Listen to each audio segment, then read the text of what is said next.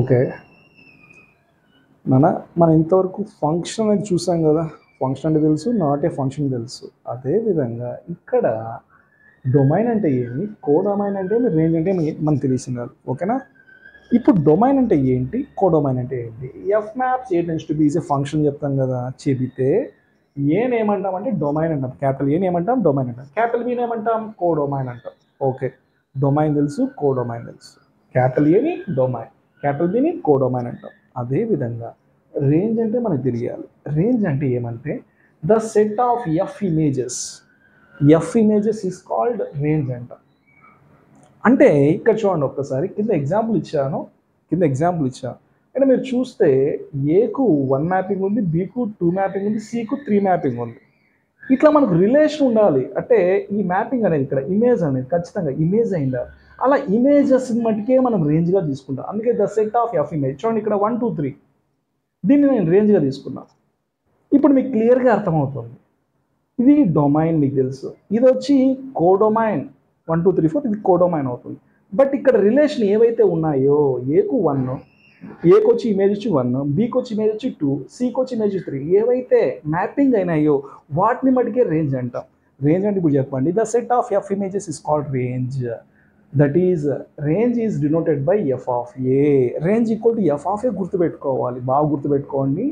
Range equal to F of A మీకు గుర్తుకు వచ్చేసేయాలి. డొమైన్ అంటే capital A, codomain capital B, range F of ఏ.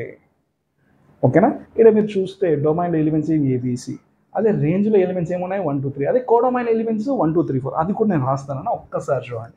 డొమైన్లో ఎలిమెంట్స్ ఏమున్నాయి, ఏబిసి ఉన్నాయి. అదేవిధంగా కోడొమైన్లో ఏమేమి ఎలిమెంట్స్ ఉన్నాయి, 1 2 3 4 ఉన్నాయి. అదే రేంజ్కి వచ్చామనుకో ఎలిమెంట్స్ ఏమున్నాయి మన దగ్గర, 1 2 3 ఉన్నాయి. ఇక్కడ ఒక పాయింట్ మీరు నోట్ చేసుకోవచ్చు. ఎప్పుడు కానీ range is subset of codomain. ఒక పాయింట్, నోట్ పాయింట్ అన్న, ఇది ఒకటి హైలైట్ అయిన పాయింట్. ఇది చాలా వరకు అంతా కన్ఫ్యూజ్ అయ్యేది ఇదే మాట, బాగా గుర్తుపెట్టుకోండి. Range is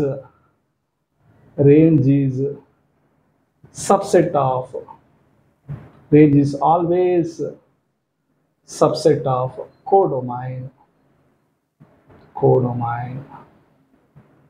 that is range subset of codomain. అంతే, ఈ ఒక్క పాయింట్ మీరు గుర్తుపెట్టుకుంటే చాలు.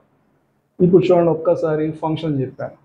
ఫంక్షన్ అంటే ఏమని, ప్రతి ఒక్క ఎలిమెంట్కు ఒక ఇమేజ్ ఉంటే దాని ఫంక్షన్. యూనిక్ అనే పదం ఉపయోగించాను, దాని ఫంక్షన్. ఒకవేళ ఒక ఎలిమెంట్ ఒక ఇమేజ్ లేకపోయినా, ఒక ఇమేజ్ కాకుండా అసలు ఇమేజ్ లేదు అంటే ఫంక్షన్ కాదు.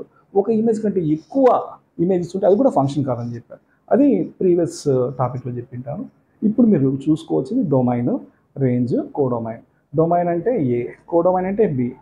అదే రేంజ్ అంటే F of A, the set of F images called range. Range is always subset of codomain. అది గుర్తుపెట్టుకుంటే చాలు. ఓకేనా, థ్యాంక్ యూ.